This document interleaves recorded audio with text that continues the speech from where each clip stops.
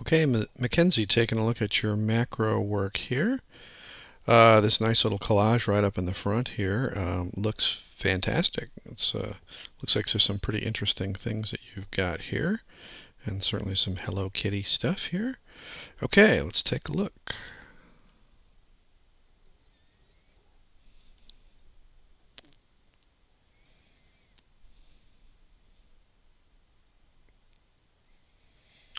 Okay, I got a Canon Rebel, the 55 millimeter. I'm wondering if that's a macro lens. I don't know. We'll find out, I guess, as we go through here. Um, Great that you shot ISO of 800 and your aperture is at 5.6. Okay, that's good. So 40th of a second, that's still pretty good enough to hand hold. But this particular shot, very interesting. Love the texture to this. Also love the lighting.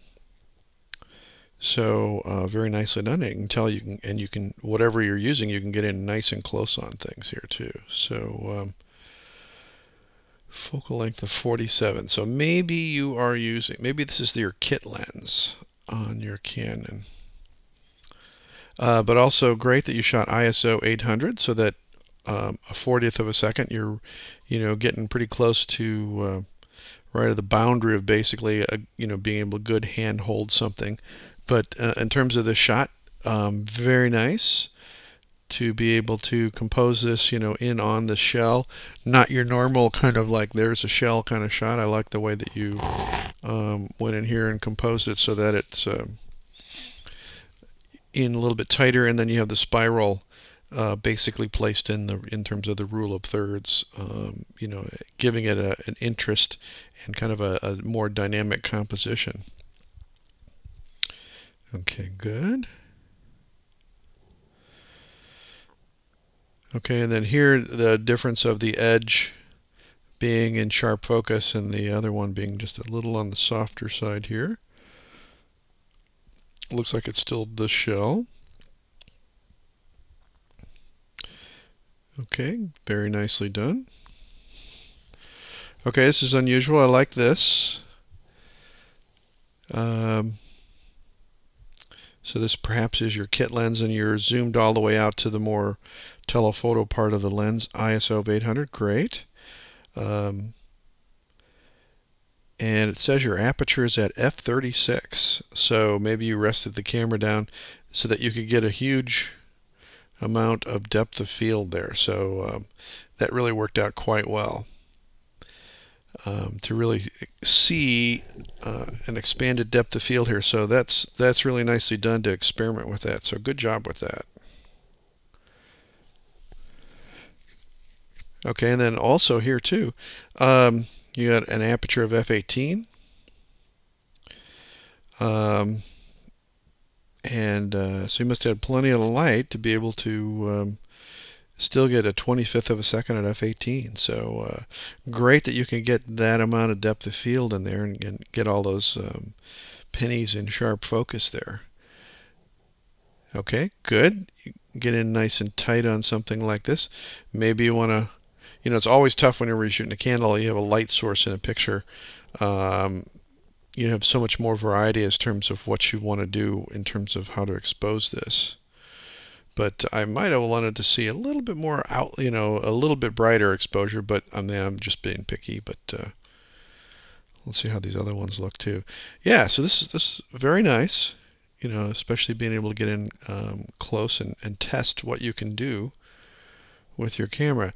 This one gives, it's nice because you've got something else to kind of illuminate and give you an idea of scale and where the candle itself fits in that particular background.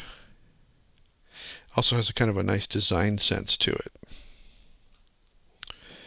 Okay, great here. And I love the fact that you didn't use like the flash, and that your white balance and everything looks good, and that you're in nice and close on this, on your Hello Kitty stuff. Okay, good for that one too. And same for this one too. Very nice that you're shooting at ISO 800 to be able to get a little bit more expanded.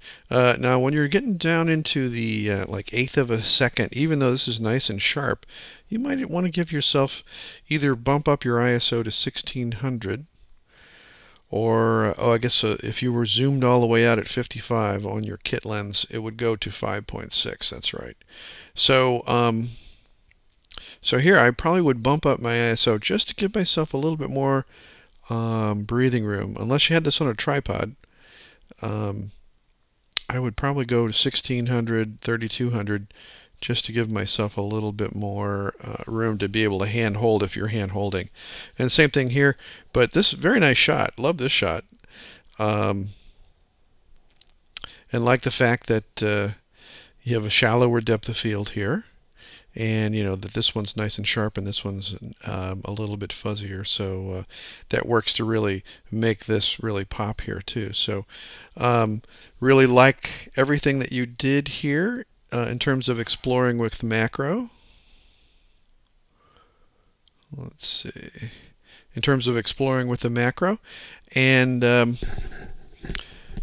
let's take a look at my favorite shots here of what you've done. Love the fact that you experimented with this at f/36. Just think that's great, that you were investigating a higher depth of field. Like the composition of this one and the lighting. Very nice on that one. Love the fact that you also experimented with this one, the pennies here, with the depth of field. So everything very well done. Keep up the good work, and thanks very much.